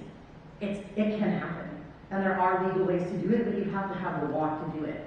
Right now, it seems like you are like, it's a 500-word essay, and you've got like 501 words, and you're turning it in. Like, if you want to say that you support Black Lives Matter, which is a statement of fact and not a movement, in case anybody is wondering, if you want to say that you support Black Lives Matter, your actions have to match up. And that's a challenge to all of us. Like, we have to put our money where our mouth is. And if you just want to make another committee for the sake of making another committee, like, that's on you, but that's in no way what we're asking for. We're asking for a collaborative body that has power, that has intention, and that is intentionally diverse and intersectional. We have to build that into the framework of this committee where it's really easy to just slide another thing on through. I'd like to yield my time to time alone. Thank you. That was 5 minutes anyways. Thank you very much. Next up, please.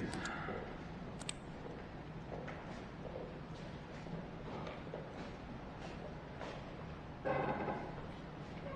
on 213 North Lone Street, only in New York. Not here to get into you guys today. Wait till next week, see what happens with the committees. Today, I'd actually like to talk a little bit to see if we could get together and talk about the airport thing. I think one of the problems with aldermen or just the city, not even really the aldermen, is you guys don't ever talk to your community.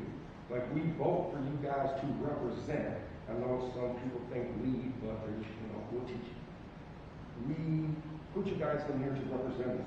So, like, just have the, compassion or just responsibility to come and say, hey guys, we're going to be doing this project. I see a lot of people here for this pump thing, and like Lee, I do echo Leo, like, I'm glad that people are here for the pump. Like, wow, but we got more people here for a pump than some human rights issues.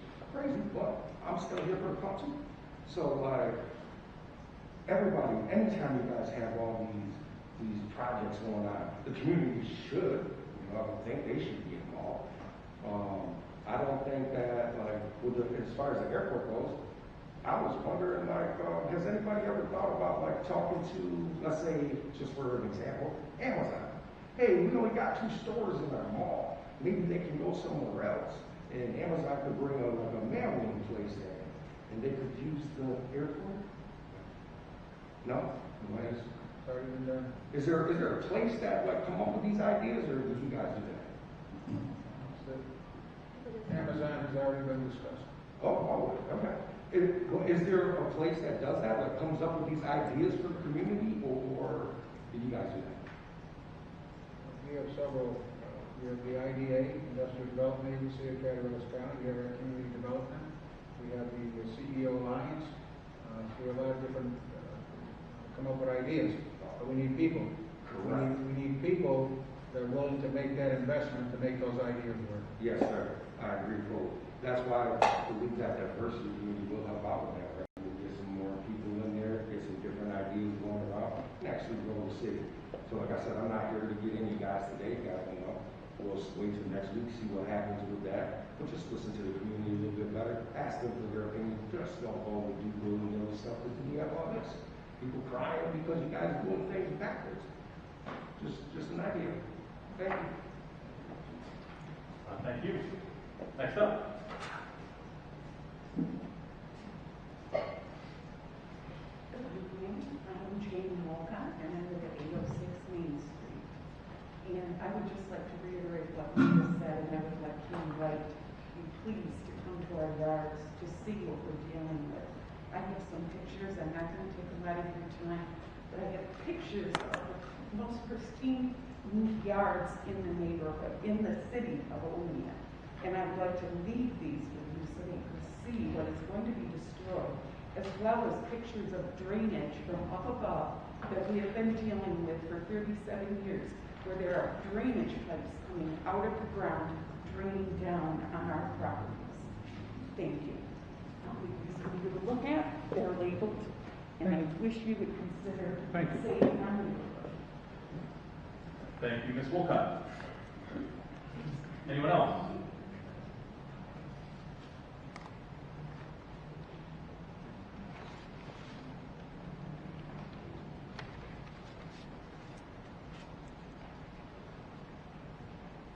Good evening. Hi, my name is Aiello. I live in 789 Main Street on the double lot, 3-4 houses away from the project currently is. I like that the theme of tonight is because it's more than just a front project to us. I don't know if you guys quite understand that. It's most important to us that you do. Imagine a neglected paper street in your neighborhood. It's been carved into a hill. It's been gravelled.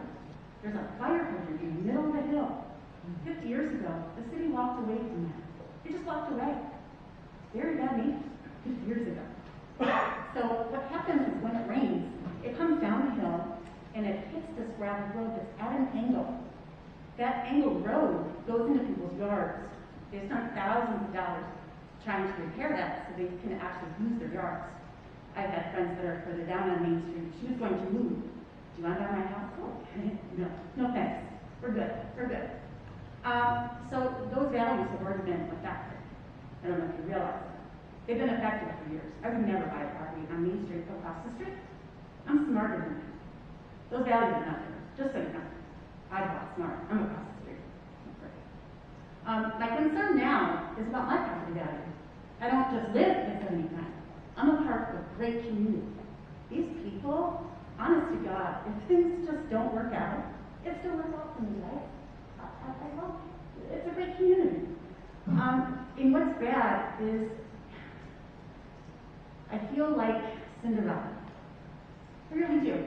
The Stardust project. I feel like there's Tinkerbell there. Oh, that's great. Sounds great. No, it's not. It's kind of sticking out the side of the hill. It just kind of feels like that proverbial peeing on our neighborhood yet again. I guess what I'm really here for is I don't really want to complain. What I would hope that you all would do is pause the project. What's the hurry? Grant money is not running out. I've already asked that question. I feel, in speaking to the engineer, there's point A and point B. Engineers are very smart. My aunt was an engineer. She was very smart. She called my mother trying to figure out how to separate the light bulbs to get the two wires apart so she could string them longer on the tree. Very bright in terms of math. Their aptitudes are in different areas. They're not necessarily in social dynamics and necessary researching and reaching out to the people. We have not been discussed. We have not been taken into consideration. Empathy. Imagine someone coming to your house and going, oh, I'm going to carve out that 40-foot wide swath between you and your neighbor, 5 feet off your back door. It's going to be gravel. Oh, gee, I'm so sorry about those asthma thing. She's never going to be outside. So, and here's the thing, my negligent neighbors, that paper street, it's not even really a property. That building you want to put in the middle of Paper Street, it's supposed to be access.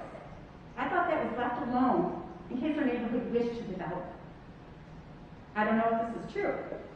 I was always told that that street was abandoned because of drainage issues. There's a lot of questions. What I'd like you to do is to please pause this project. My other concern, reading the paper, there's another project happening on the other end of Main Street. Happening. You're gonna have people on Main Street landlocked between construction areas. Maybe it's for cost savings, there might be a reason for that. I don't know. I haven't been involved in any discussions. And in talking to my neighbors, I'm gonna tell you what, if you had contacted them earlier, you see how many of us are here? We would have been here in 2017. We weren't. You need to make up for a poor process to save your faces. Because government is supposed to be involved with process. We're supposed to be in exploring these options together. Together. Our properties are going to go down, Stardust are going to go up. Who knows not to buy a property in Stardust because they have poor pressure? I do. It wasn't on my tour list 7 years ago. Neither was Main Street towards the end. I'm smarter than that. I'm really hoping that you are smarter than all of this. Do the right thing. If you can build in the middle of a paper street because you feel you have the right to, it is not right. Please do what's right. I'm sure that's why you all got into government. Because I'm going to be honest, it would kill me to sit here all day and watch people ramble on, especially if they don't have options for you. Nobody's ever thought about buying a different parcel of land that's farther up on the hill. Right now, the pump house is the top. It's at the Stardust. It was called the Stardust Project. I looked at that Million Times Herald issue.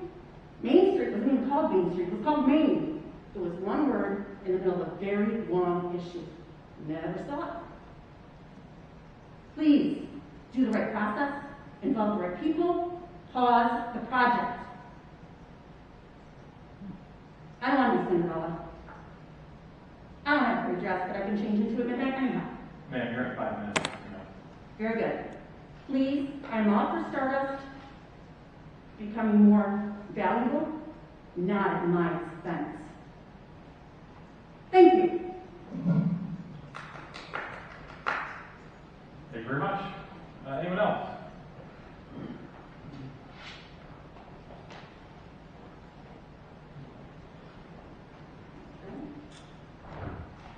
Hi, I am Sally McCombs at 714 Main Street. And there's just been a couple of things that have struck me since I first heard about this a couple of weeks ago. And it's interesting that Jay and a couple of others first said that they heard mention that they received letters on the 23rd of July, because I was behind in my newspaper reading and just got to the paper from Thursday, July 23rd. Front page, 50-year storm, illegal sewer connections cited for Olean waste overflow. That's on the front page. On page 5, where, as you know, most stories from the front page are picked up, the story continues.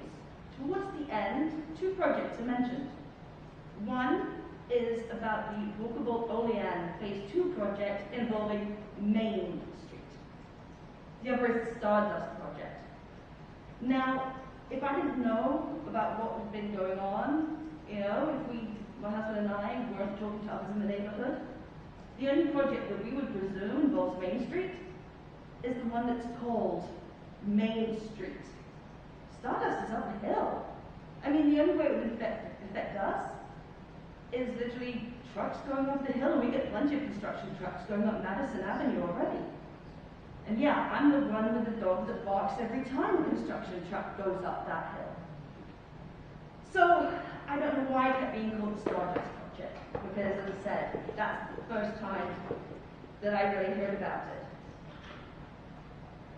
The second one I want to discuss is front page of today's paper. Walkable Olean Phase 2 kicks off Wednesday. Okay, Wednesday, that's the 12th.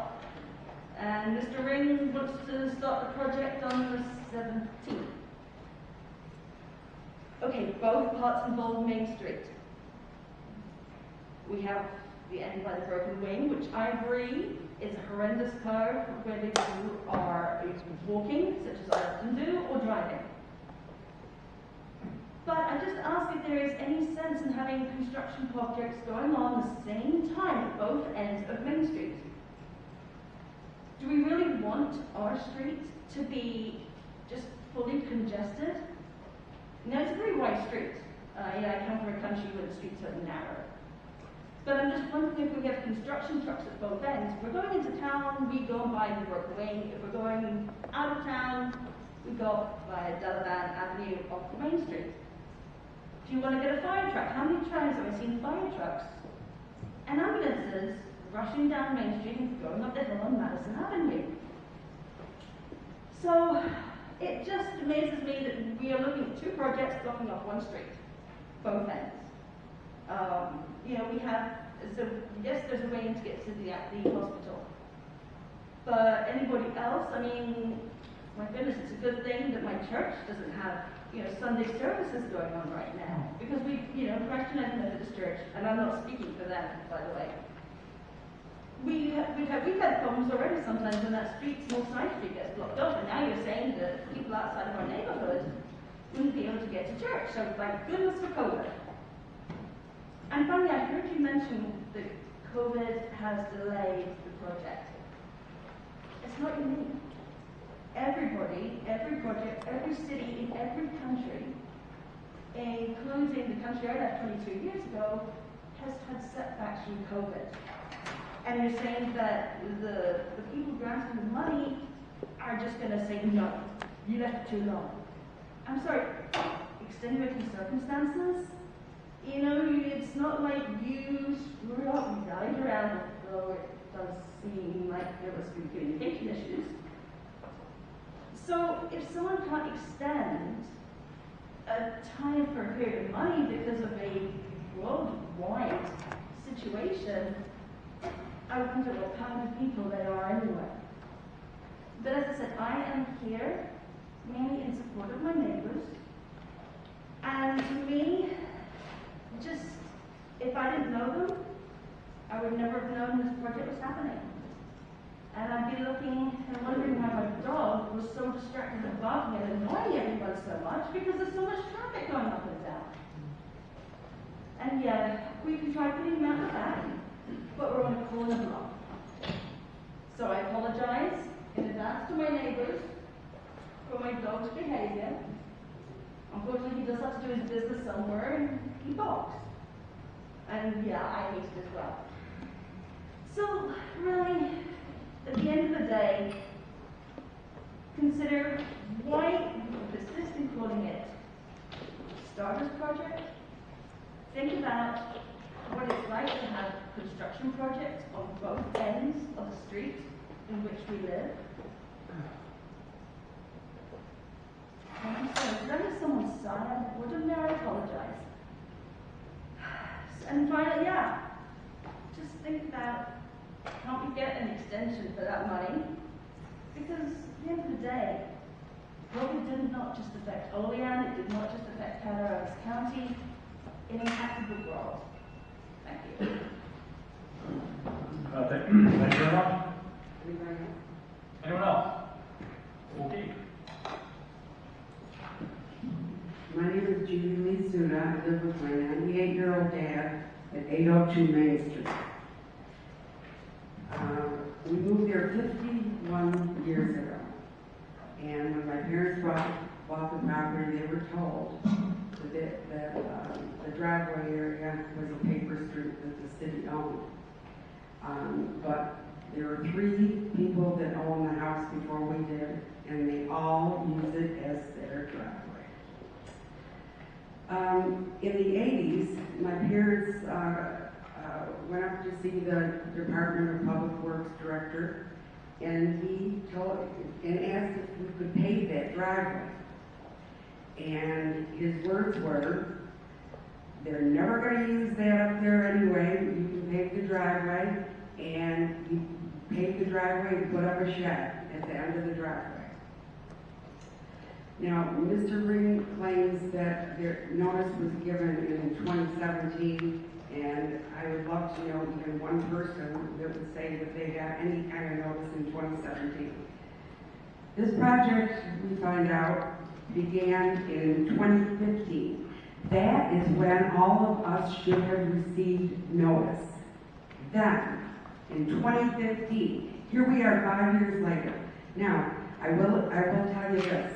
In the winter of 2018, out of nowhere, I get a letter in the mail from the Public Works Department stating that we have to move our shed because they are going to put in a new pump, a new water pump, up on the hill. And I know exactly where that spot is. We used to go up there and picnic there and sit on that slab. And of course, as you know, it gets underground. Never bothered us, we never heard a thing. I'm losing my train of thought. Anyway, so I got the notice that we had to move the shed. So I called Public Works and I said, it's the middle of winter. We can't move that shed. Oh, that's okay, we'll get it right away, it's okay. So, then, time passes, I don't hear anything, and I'm hoping and praying they're changing their mind, they're gonna come from Stardust. That was my question, why don't you come from Stardust? And Mr. Ring told me that they couldn't get a variance to come from Stardust because that's where that water pump is, way up on the hill. So yes, I did get notice in 2018, and then I heard nothing until on July 21st, well no, prior to that, like 2 days before that, I look out the front door and I see 11 men in my front yard, along with, and they each drove a different car. There were 11 cars there. And I went out to see what was going on, and they told me they were bidding on this contract. I don't remember exactly what I said, but they could tell that I was very upset. And from the time I got notice, the only thing that I knew was that they were I was gonna lose my driveway, because they were going to go right up there, right straight up there, and replace the water pump. I knew nothing about the shrubbery between our houses had to remove, all the trees. I knew nothing about a building being erected, or a tower, or a generator. None of that was told to me. All it was replace the water pump. So when anyone says that we received notice in 2017, it's a bald-faced lie. Nobody in our neighborhood received any notice in 2017. That's a lie. So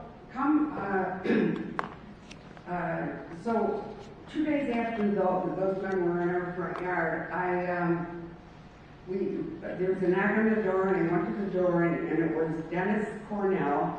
He was from Benson Construction, and he told me that he received a contract, and he felt that the city wasn't telling us how huge this contract really is. And he asked if he could come in. I said, yep, gotta go to the truck and get a mask, but you can. Ma'am, you're at 5 minutes, so I need you to expedite the remainder of your comment as fast as you can. Anyway, Dennis told he had the blueprint, a huge rolled up blueprint, and he showed us what was going on, and we were aghast. We had no idea that any of this was being done. I thought they were going to replace the water pump, maybe cut down some shrubbery, that's it, and I'd lose my driveway. Ma'am, I have to cut you off. That's 5 minutes. I'm sorry. We've had like. So I just want everyone to know that nobody received any notice. We knew nothing about this enormous project until July 21st, and they want to start cutting down our bushes and trees on August 17th. Doesn't seem fair. Very good. Thank you very much. Anyone else? Okay, seeing none, I will close the public comment section of the meeting, and we move on to finance and bills. Well, there were people out there. Did anybody walk? I didn't see anybody walk in. I didn't see anybody walk in either, and I've already closed the public comment section. We've asked people to exit, but other people. They were coming in, Jason. They were? Yeah. Okay. And like I said, I already closed the public comment.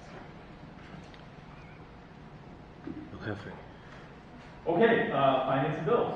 We have none. Resolutions. Resolution 52-20, PL 27-20 by Alderman Dory, seconded by Alderman Panis, to amend the City of Olean Code of Ordinances, Section 5-1, subsection 4, to setback requirement for poles within the limit of the city. Okay, so this is not the one that was referred tonight, this is the main course. Does anyone have any comments, questions, or concerns? Any comments, questions, or concerns? Yes, Alderman Witt. Thank you.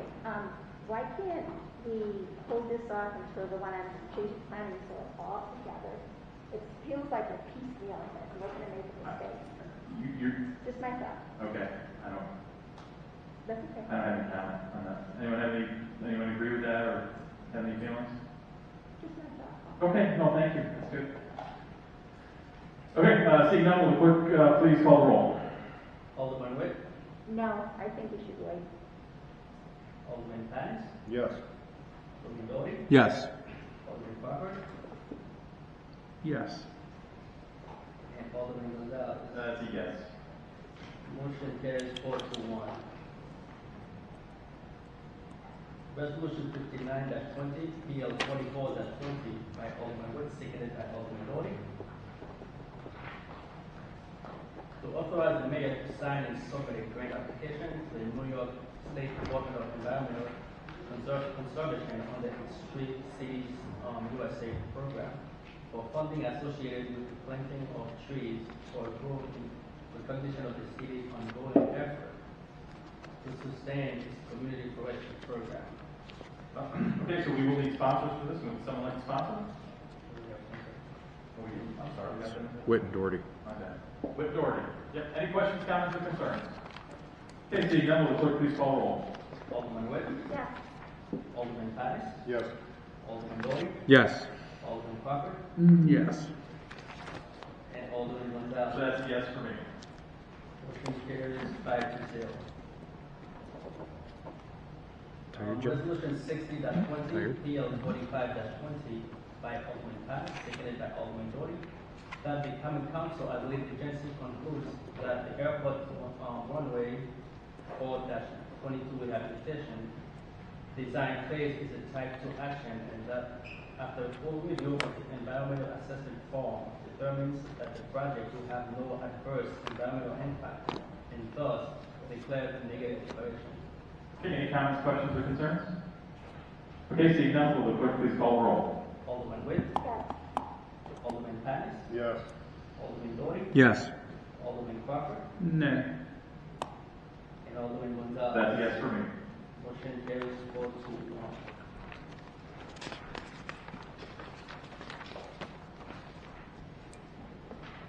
Resolution 61-20, PL 46-20 by Alderman Panis, seconded by Alderman Doughty, that the common council as lead agency concludes that the airport SOE building pavement rehabilitation design phase is a type 2 action, and that after full review of the environmental assessment form, it determines that the project will have no adverse environmental impact, and thus declares a negative declaration. Okay, any comments, questions, or concerns? Seeing none, will the clerk please call the roll? Alderman Witt, Yes. Alderman Panis, Yes. Alderman Doughty, Yes. Alderman Crawford, Nay. and Alderman Gonzalez. That's a yes for me. Motion carries 4-1.